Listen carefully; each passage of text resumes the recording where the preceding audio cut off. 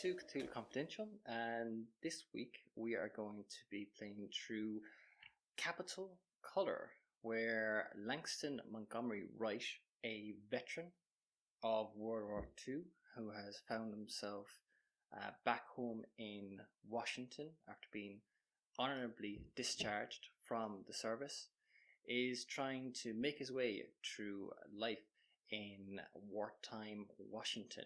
So, will you tell us a little bit about Langston? As our protagonist, Langston is a military veteran. An African American World War II veteran who was sent home after receiving some shrapnel while saving some GIs on duty. And at the moment, DC is in the middle of a housing crisis, and he's pretty much willing to take every job going as just a means of covering his rent. Outside of that, he's known for having a gift for languages, and I guess kind of a standard gumshoe archetype with a twist. Okay, so to start with, we're going to personalize Langston, which is a suggestion that actually comes out of Cthulhu Confidential itself. So we're going to have you answer a few questions about Langston. We'll begin with, Langston had 5 siblings, but they didn't all survive to adulthood. How many died, and how? How about one died to a treatable childhood illness? Could be chickenpox. Chickenpox sounds good. Maybe something along those lines. I think Langston's somebody who could very easily have not a grudge, but some strong feelings. I guess maybe a chip on his shoulder about being like a second-class citizen, and the idea that there's a member of your family missing because of something that would maybe not have cost another family that lives in a different part of town a family member seems like a good formative experience to drive that forward. Okay, so let's give them a name. Humanizing my fictional deceased siblings. Lucas. Okay, so Lucas. Now, what is Langston's favorite drink? Bourbon. It actually says here, bourbon is always a classic if in doubt. So, well, it's what hard-boiled detectives in the early part of the 20th century drink. Or so we are taught. Yes, and they all smoke no-filter cigarettes. I think everyone smoked no-filter cigarettes in the 1940s. Oh yeah, I was going to say, everyone's like, what the hell is a filter? Alright, is Langston religious? I think he probably values like the church as a community institution and stuff like that, but reading over his character, I didn't really get the sense that there's anything genuinely kind of religious about him. Okay. Maybe somebody who doesn't have, like, not somebody with a lot of faith, I would see anyway, but maybe somebody who's like willing to, rather than take like a purely scientific view of it, like it's all made up or something, just, it's like very quietly ambiguous, but probably values like the church and community more. What does he enjoy the most about his 1 day a week at the Naval Observatory? So he has a part-time job working 1 day a week at the Naval Observatory at 3450 or 3450 Massachusetts Avenue. He was originally hired to process astronomical data, but he's more often tasked with keeping the telescope in running order. So, what about that job does he enjoy the most? I don't know, maybe he gets a bit more recognition at that job for like his intelligence and the hard work he puts into things. Okay. Which is something that's not commonplace for him, receiving credit that he's actually due. And then last but not least, in his personal life, Langston is a week behind on the rent. How did he handle his landlord when you met him yesterday? So what did Langston say? Or how did he talk his landlord into giving him a bit more time? Or see, landlord's probably quite opportunistic during this period. Probably, I think, implying that, rent will be along in 2 weeks or whatever, but with some small additional amount added on. It's like, I'll have rent plus 10% or 15% or whatever's going. as a way of placating him, because he frankly doesn't need the headaches. Okay. I think. So he's added a sweetener to placate his landlord? Yes, I mean, I'm working under the assumption that assuming when he can find work, he does, good work. And being a private eye can be relatively lucrative in the short periods that you're working. Again, entirely under impressions I have of. Okay, so that I think is enough to start with. Now, before we begin the scenario, we have to decide what Langston's starting problem is. So you have the choice of one of 4 starting problems, which I'm going to give to you here. So if you want to read each one out, and then I want you to choose one to be your starting problem. The first problem is love in all the wrong places. You fell for the wrong dame again and got burned. You promised yourself never again, but no better. Chances are pretty good the next pretty face will make you a sap. Again.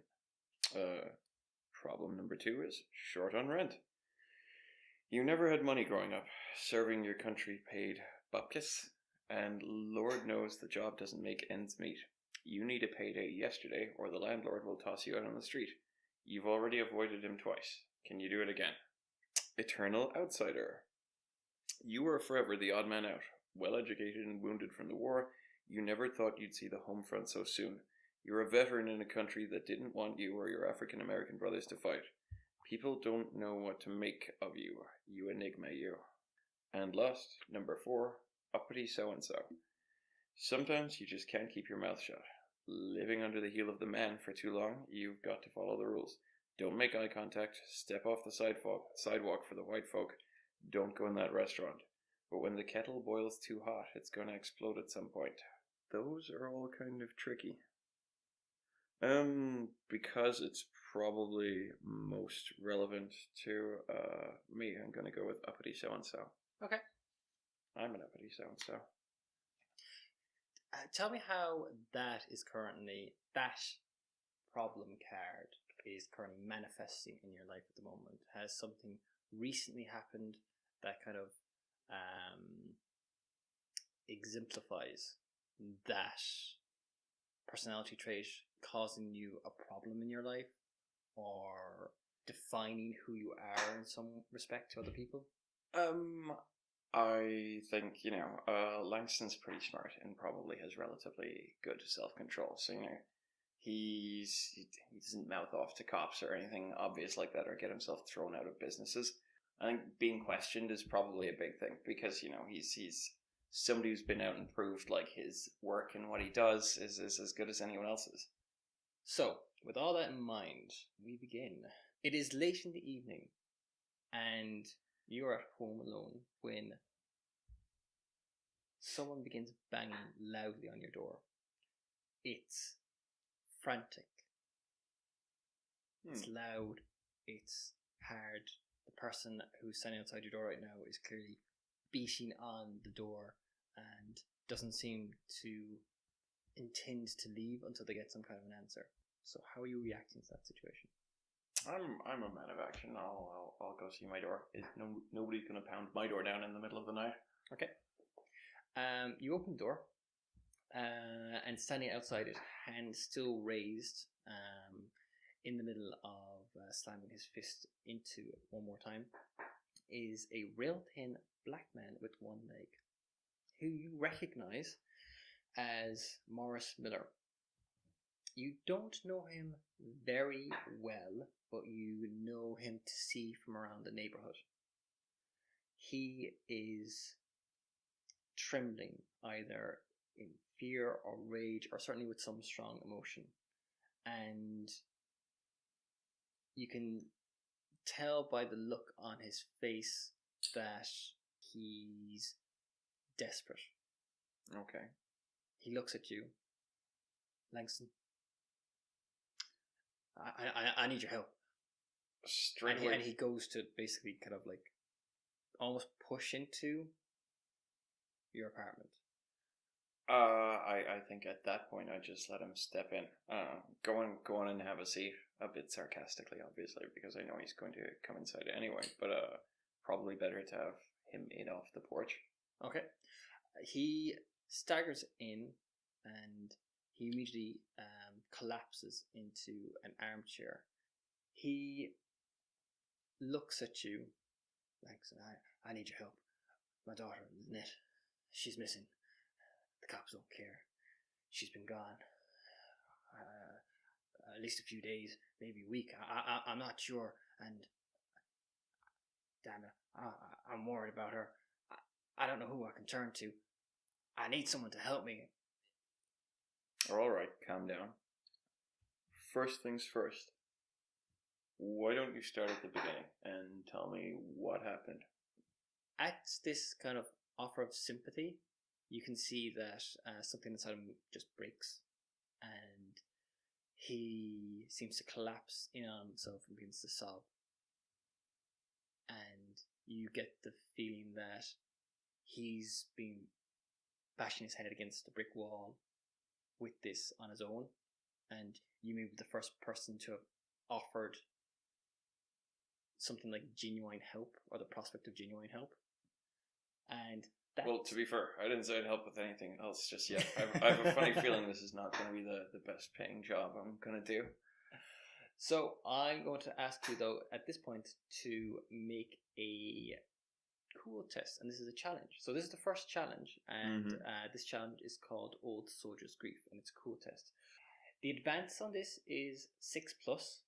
So would you like to take an extra problem on this roll? So if you take the extra problem, you'll get an extra dice. The advance, as I said, is a 6+. Let's start off strongly. Sure, I'll take another problem. All right. So first, we are going to do the roll. So roll for me a dice. So your first dice. That's a 6. Congratulations.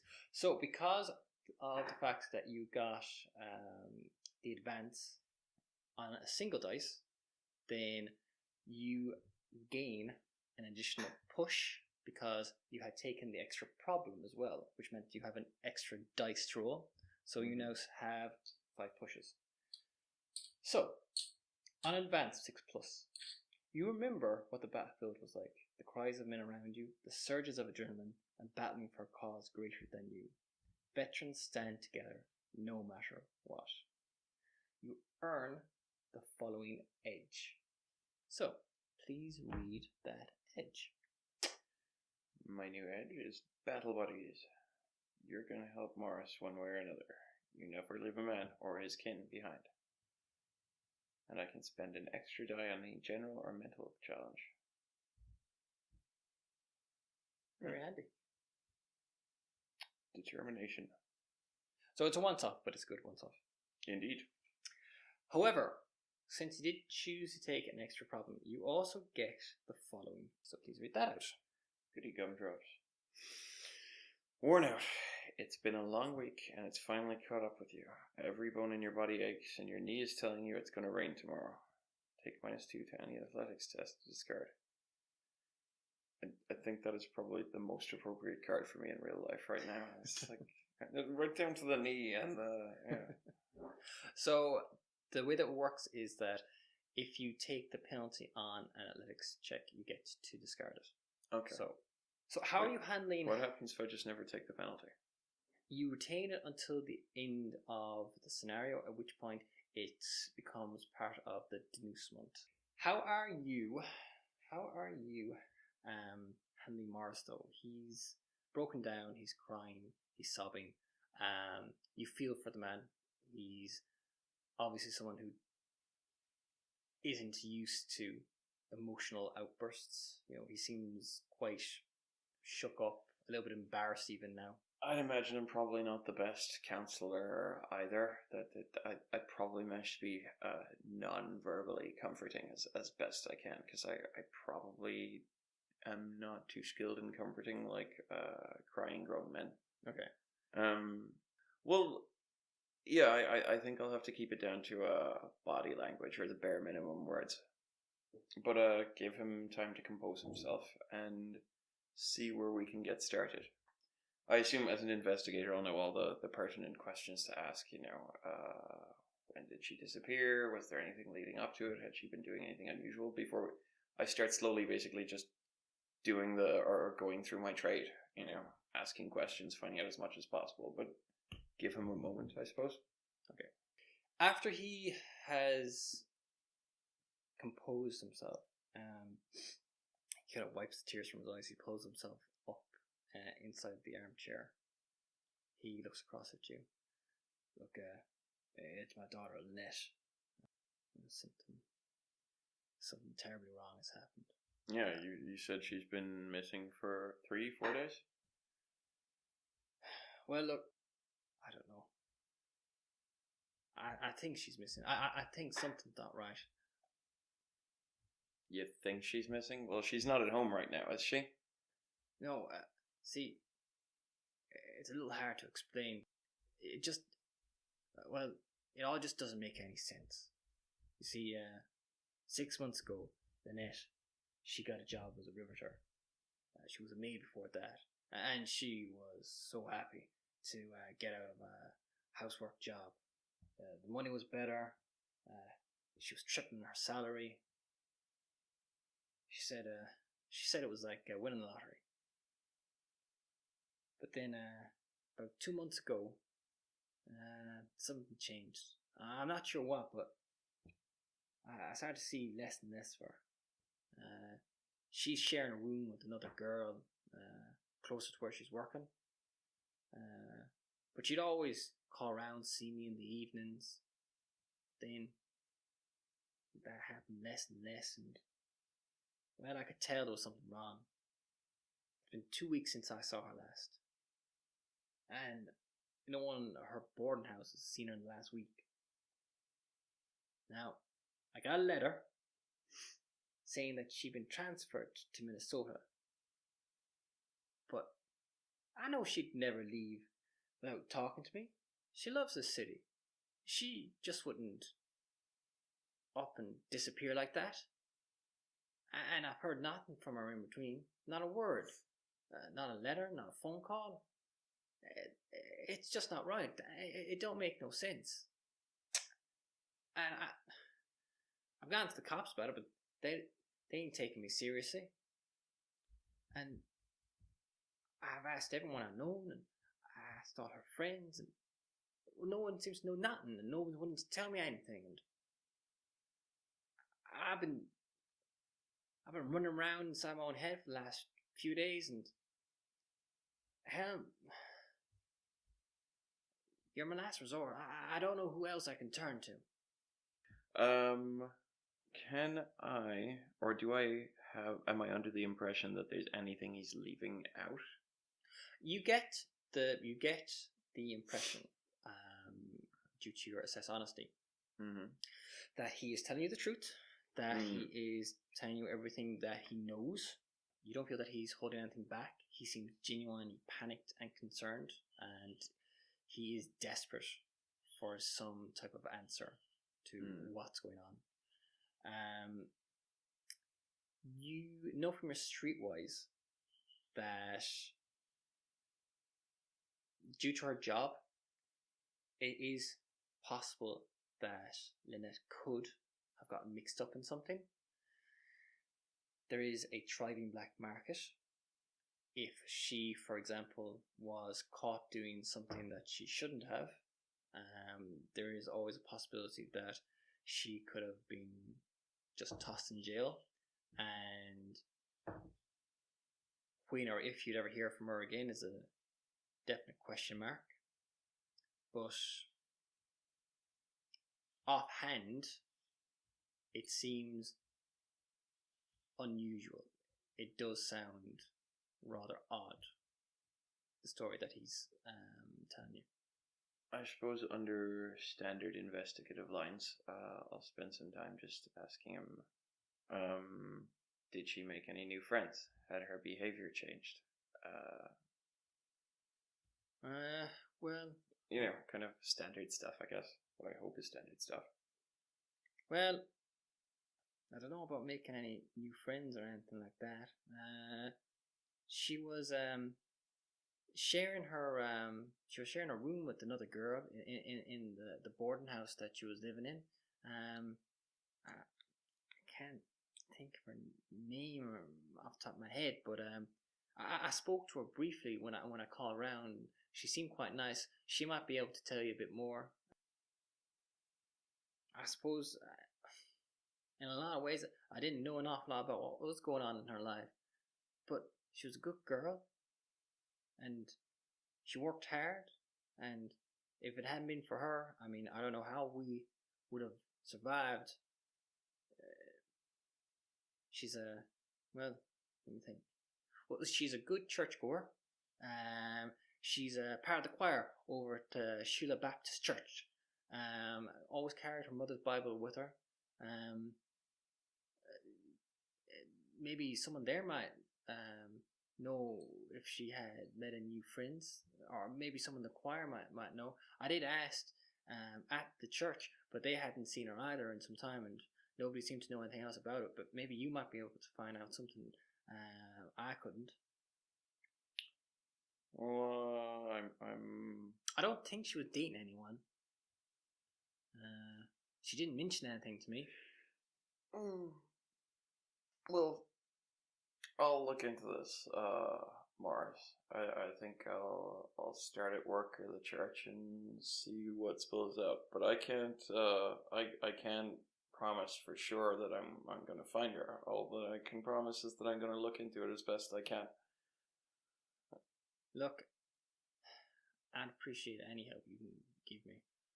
I don't know who else I could turn to right now. Please, if you can find out what's happened to her or where she is, I'll be very grateful. I'll see what I can do. I'm gonna have my own problems making rent this month, but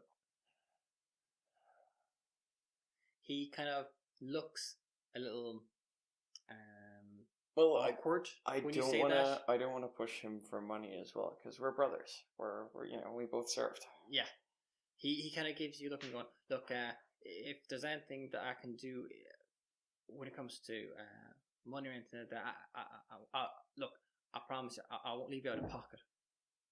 I'll tell you what. I'll come back to you with what I found, and we can talk money afterwards. That seems more than fair to me. I'll get started then, and I'll give you a call or drop by the house if I find anything or if I need to know more. Okay, yeah, I won't be going anywhere. You'll find me there. And without further ado, I should probably start getting my things together. Okay, so you bid him good night. He thanks you again before he leaves. And you are left in your apartment to mull over the case. He provides you with all of the information that you ask. So you have the address of the boarding house that Lynette was living in. He gives you the name of the factory that she was working at, and you know where the church is. So, is there anything else that you would have asked him, or is there anything else? No, outside of just, I think, the locations of those three places, met any people behaving unusually. Like, that's all I could think of. Unless there's something that a professional or private eye would know to ask outside of that. Okay, so question is, what is your next move? Are you going to try and do something this evening then? Or are you going to wait until the next morning? Late at night, isn't it? Late in the evening, yeah. Yeah, I mean, there's not really a lot. I think you can't head around to a place of work in the middle of or late in the evening. You would expect that at this hour of the evening that it certainly should be closed. Yeah, I mean, it's during the war effort and during the blackouts, so they're not running the factories at night, I would think. Well, you certainly know that traveling across the city can be complicated. Yes, that's also not something I would look forward to without a whole day ahead of me. Yeah. I can't exactly show up to the church late at night either. I mean, I might, but might not be a lot of hope to find information. Would it, I guess, be too late to show up at her apartment? I mean, I only have the address, so I'm gonna presumably have to be knocking on doors anyway. So it's probably better to get started in the daytime rather than the nighttime. Well, there is one benefit to possibly calling to that address in the evening. Oh, of course, people will be home if People they're working. may be home, yes. Yeah, no, that's much smarter. Now, you don't know what job her roommate does, and it is possible that she could be working even her night shift, but it is possible that she could be home. Well, it gives me a head start, I suppose. If I go in the evening, and if they're not there, I can just try again in the morning. Okay. I might as well get started. Okay, so you take the car? For sure. Okay. So you follow directions that Morris gave you to the Lucy D. Slow Hall in Ledroit Park in Northwest Washington. It's a large brick building that at this hour of the evening appears quiet. You can see there are lights on in various rooms throughout the building itself, but there aren't many people just coming and going. I suppose I can just pretty much proceed straight on up to her room number or apartment number. Well, or you enter into the lobby and you're confronted immediately by a weathered white woman in her twilight years who is sitting behind the front desk, listening to the radio and reading a newspaper.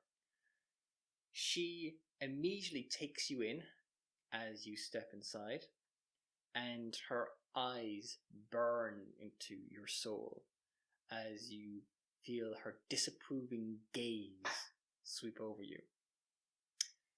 Your impression is that it is not your colour that she is judging though, and more your gender, as this is an all-woman boarding house.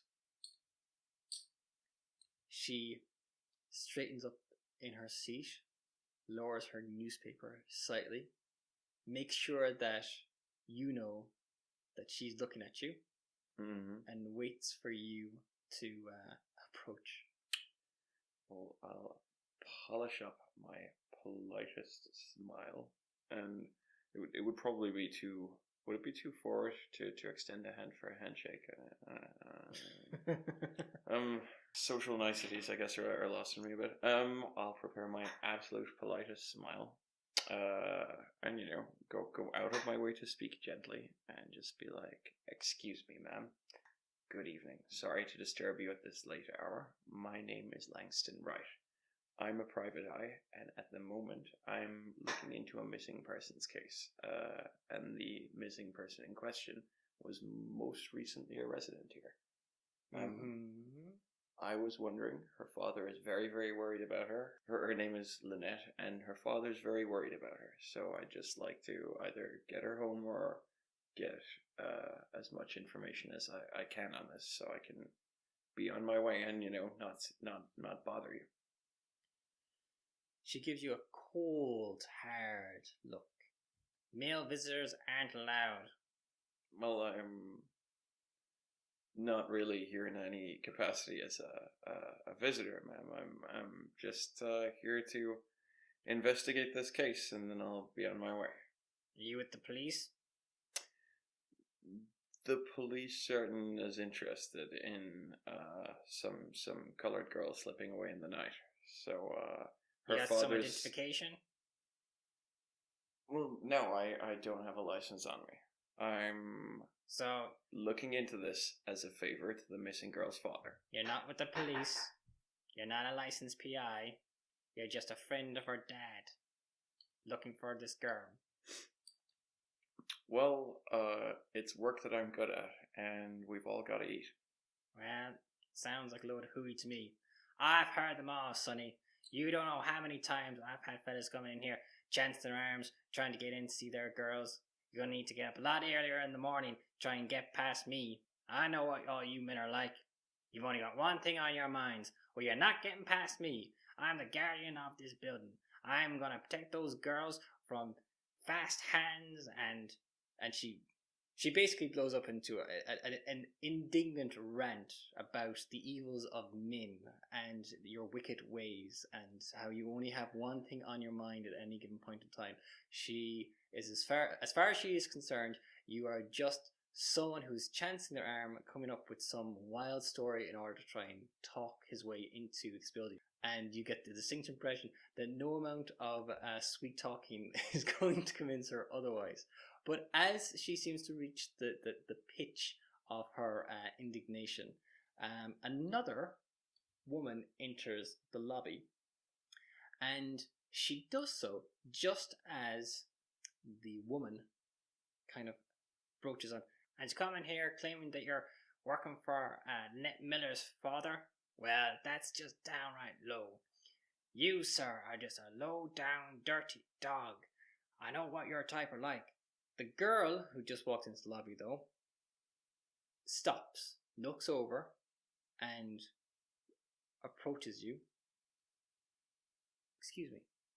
Did I mention that you know Ned Miller? I don't know her personally, but I know her dad. He's real worried about her. I'm sorry. My name is Alicia Wilkes. Lynette and I, we actually share a room. She extends a hand to you. Oh, and in which case I will warmly shake it. And believe it or not, I actually have been looking for you. She smiles, and it is a smile that's warm enough to melt icebergs. Which brings us on to a challenge. Just the facts, ma'am, which is another cool roll. Okay. So, you are standing in front of this beautiful black Latino woman. She's smiling warmly at you. You're currently holding her hand. It's possible that handshake has gone on a second too long. So I'm going to need you to make a cool roll. So the advance on this roll is 6+, or you can spin the edge battle buddies to resist her charms.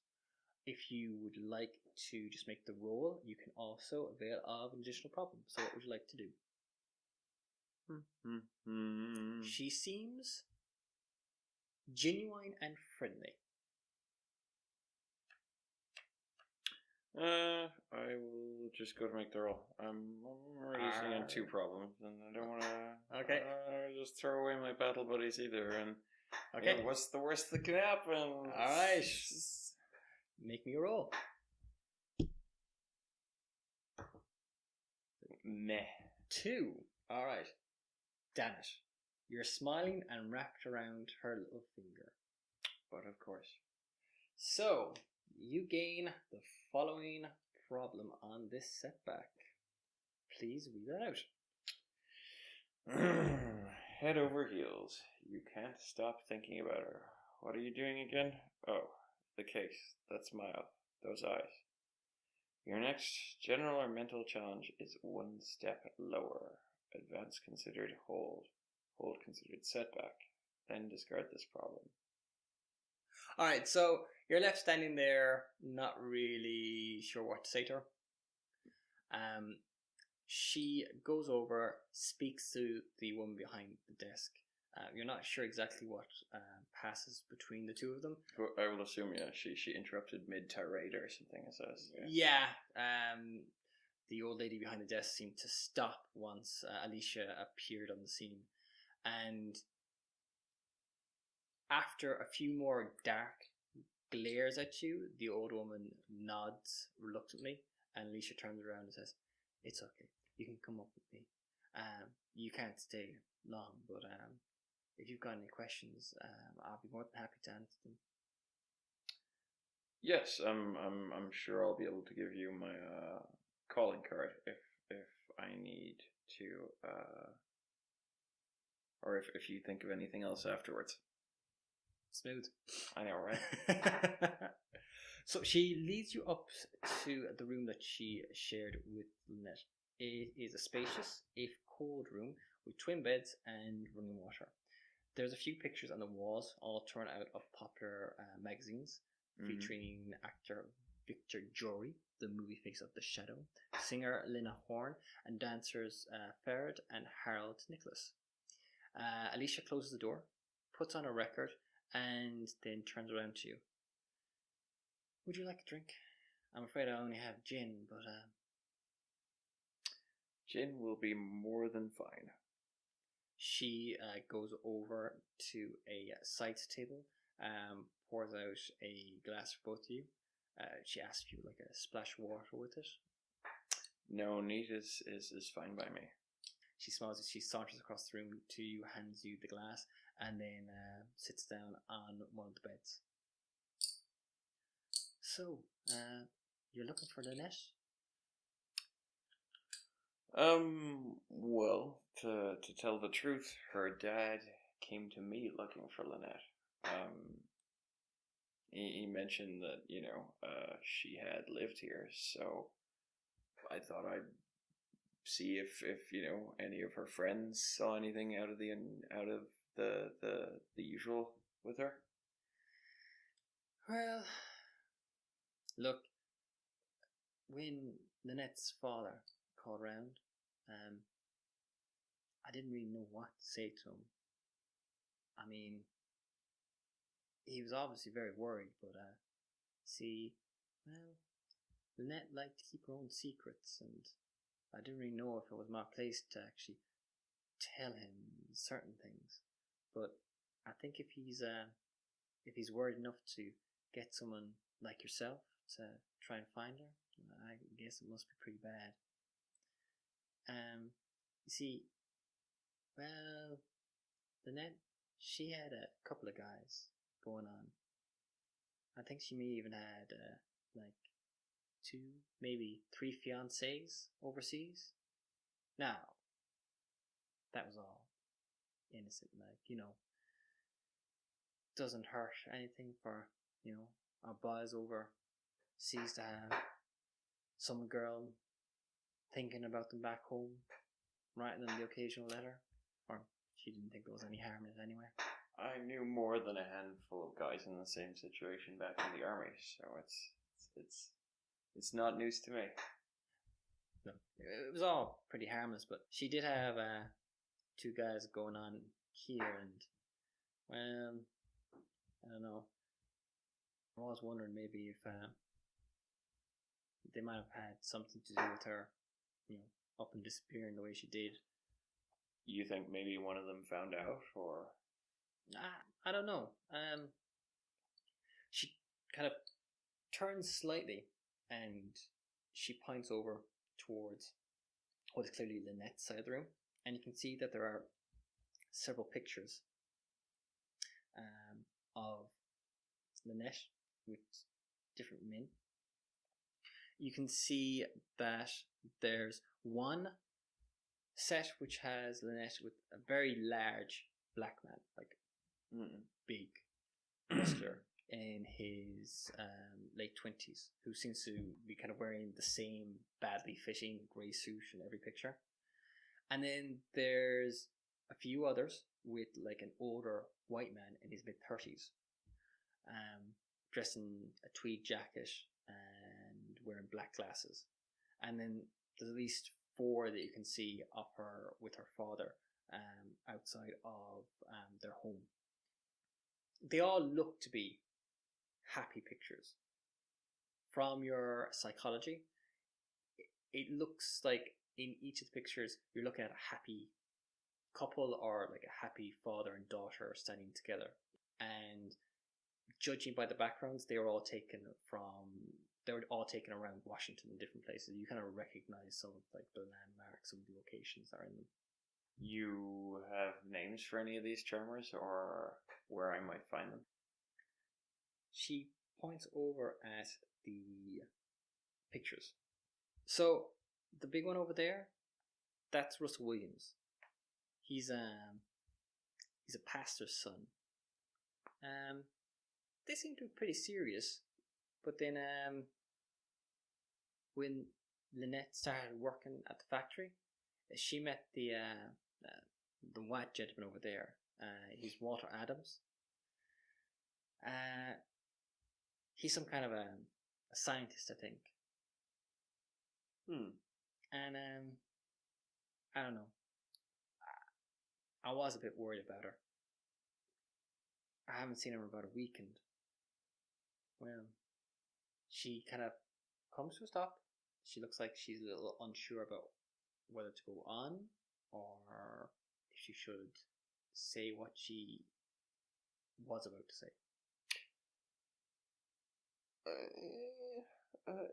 It's about that time I can attempt a little bit of being charming. I can just smile encouragingly, be like, go on. It's better to say what you were gonna say than make something up. I mean, we both want to see Lynette back here again, don't we? I think that falls into reassurance quite nicely. So you can see there's tears in her eyes. Look, the last time I saw her, I don't know.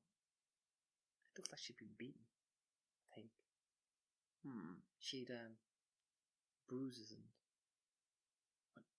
I think she'd been burned or something. When was this?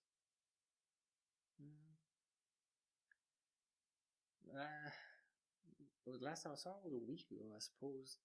And did she say anything to you? No, but this has been going on for a while. Like, I'd say last month or so, she's dropped maybe 10 pounds in weight, and I think some of her hair started to fall out. It gone brittle, and well, I know she was trying to hide it, but you notice these kind of things. And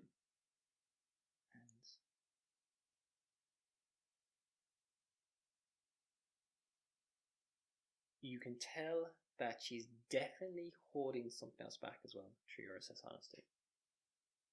But she seems very, very reluctant to go much further.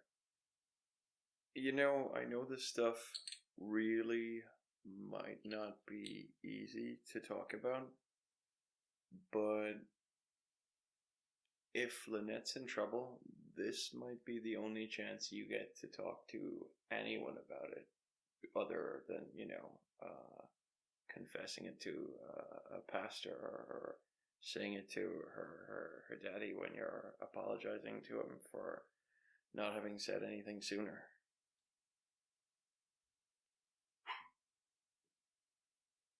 Well said. She breaks down into tears. She kind of sobs for a moment and then pulls herself together. Look, it's all so strange. And look, the only thing is, if I tell you this, you just gotta believe me. I swear to God, it's the truth. You just gotta take it on faith that I'm not lying to you. It's just so hard to believe. I didn't know what to make of it myself when I saw it. But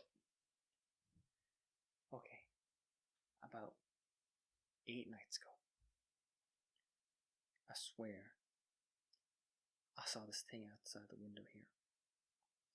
It was like a swirling rainbow lights, glowing, sickly. I'd never seen anything like it before. Where was this? Right outside. God. Right outside, just hovering right in the air. And I rushed over. I had my military flashlight in my hand. And just as I got there, it just flew up. Right up into the sky, over the roof, and it was gone. Just like that. And, well, I don't know why, but I felt death just passed me by. And I think it was the next day, I told Lynette about it. And well, she hasn't come back since. I don't know. I got the impression that maybe she knew something about it. I don't know. I still don't understand what I saw, but it scared me, and I think it scared her.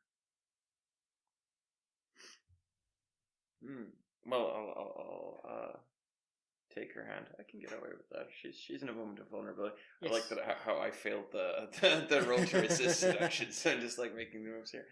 I'll be like, well, Alicia, I believe every single word. Okay. I don't know if I do or not, but I'm going to say that regardless because. Well, what you get the impression is that she believes it. She believes it. Yeah, your assess honesty and tells you that she appears to be genuine in what she is saying, and you don't get the impression that she's trying to deceive you. So how are you handling this now?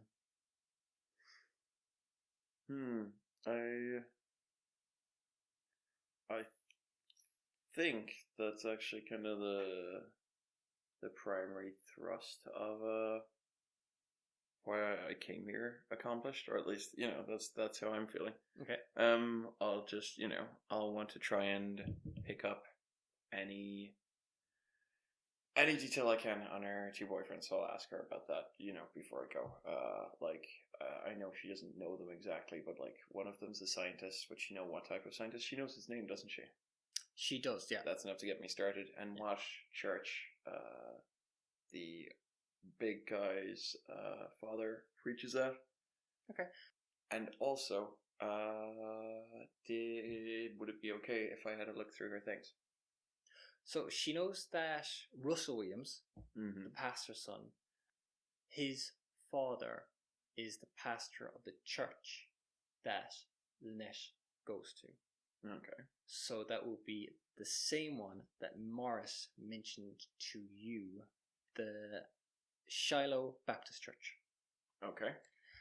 She knows that Lynette met Walter Adams, the scientist, after she started work at the plant. So she presumes that he works there as well.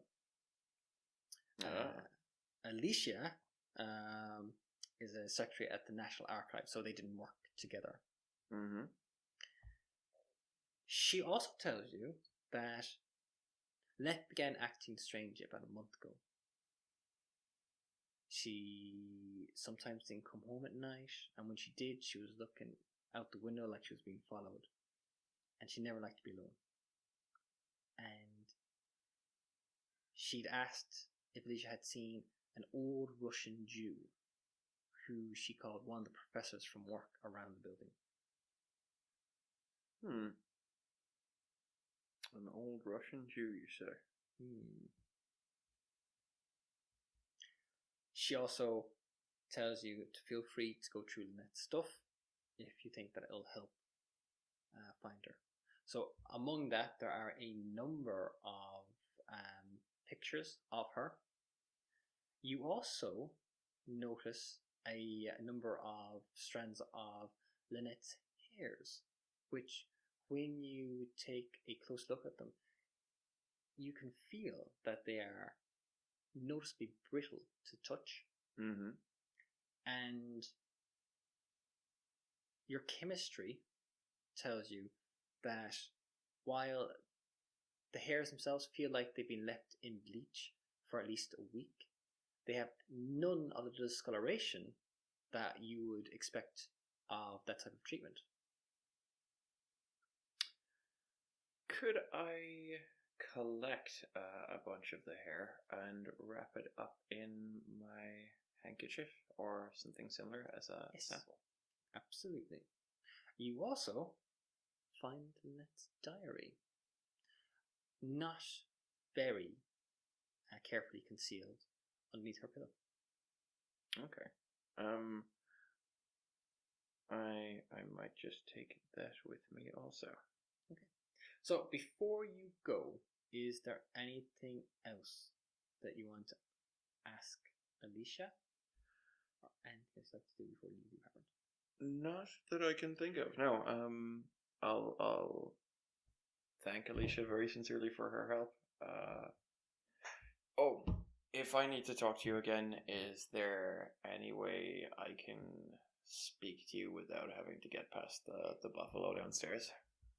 She smiles a little bit. Oh, don't mind her. She's all back. She just tries to watch out for us. Well, if she calls the cops, they're gonna be all bite. So it evens out. She smiles. She laughs a little bit. Your heart warms at the sound of her laughter. It's musical to your ears. Her eyes twinkle. You can see yourselves growing old together. Your mind suddenly finds itself distracted by thoughts of this beautiful young woman in front of you. That's how a problem plays out. Look, if you are looking to get in touch with me, if you ring and leave a message with her, or even leave a note, she'll make sure it gets to me. She may not let you any further than the lobby, but I promise you, I'll have a word with her, and if you need to get a message to me, you'll be able to get me here one way or the other. And I suppose if it's urgent enough, if you contact the National Archives and ask for me. I certainly will do that. With that in mind, then, you get the following edge. So, please read that. In Alicia's assistance. She's willing to do what it takes to help you find her roommate. But are you willing to put her in danger? Spend for a push or to counter any shooting attack on you. Then discard and gain problem 10. Sucker for love. So she escorts you out of the building. She waves you goodbye as you leave. Your heart does warm slightly. That she seems to linger a little bit at the front doors until you're out of sight. And then your mind turns back to the case. Mm-hmm. So what is your first move? Go home and study that diary. So there is a lot of information in the diary. So what I'm going to do is I'm going to give you a overview of the highlights from it. Sounds good. Reading the diary uncovers a number of clues. It includes Lynette got an offer to go to Howard, which would be Howard University, but needed to work so she could take care of her father. In the diary, there are references to Russell. Russell is great, but boring. He's not what she expected from the son of a preacher man, since they are well known to be trouble. There's also references to Walter, who is fun, but so worried about what other people think. You notice that there is an address written inside of the front cover. 111 Adams Street, with a heart beside it. It's quite clear from reading the diary that she never wants to be married, that she loves being a riveter, and that she wants to see the world once the war is over. She references an expert that Walter has called in, and that this person gives her the creeps. There is a reference to I saw it again. It was so beautiful and repellent all at once.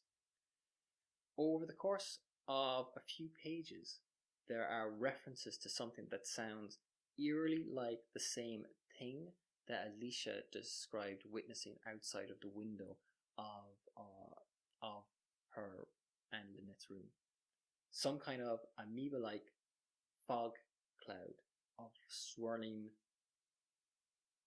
colours that glowed in a sickly fashion. You also learn that she loves listening to The Shadow on the radio as he defends the US and battles Jerry's. She swells with pride knowing that she's doing her bit fighting Nazis by working at Navy Munitions Plant Echo, which is the factory that her father told you that she was working at. Just like her hero. She went to the doctor and was told nothing was wrong, which didn't explain why her hair was falling out. Mm-hmm. She is excited at the prospect of going to the War Bonds party and hopes that Walter will sneak her in, and has even bought a new dress for it. As the diary goes on, the writing gets a little bit more frantic and becomes a lot harder to read. She seems to believe that someone is after her and expresses concern for her father and worries that she needs to get a gun. There is a suggestion in a later entry that she has bought one. The journal expresses her concern over her voice cracking the other week during choir.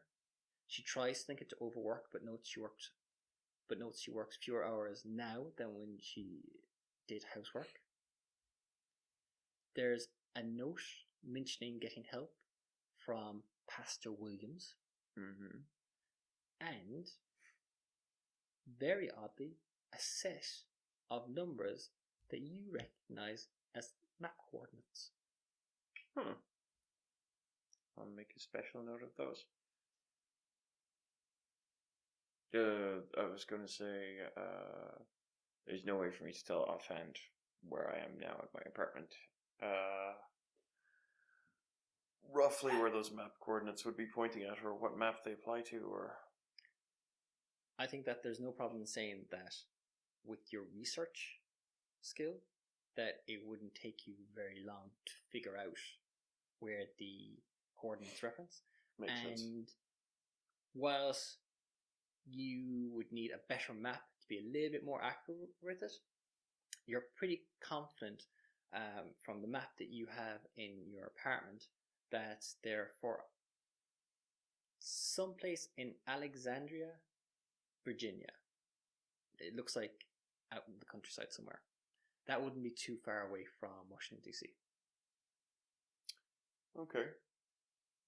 That all sounds good. I think that's night one.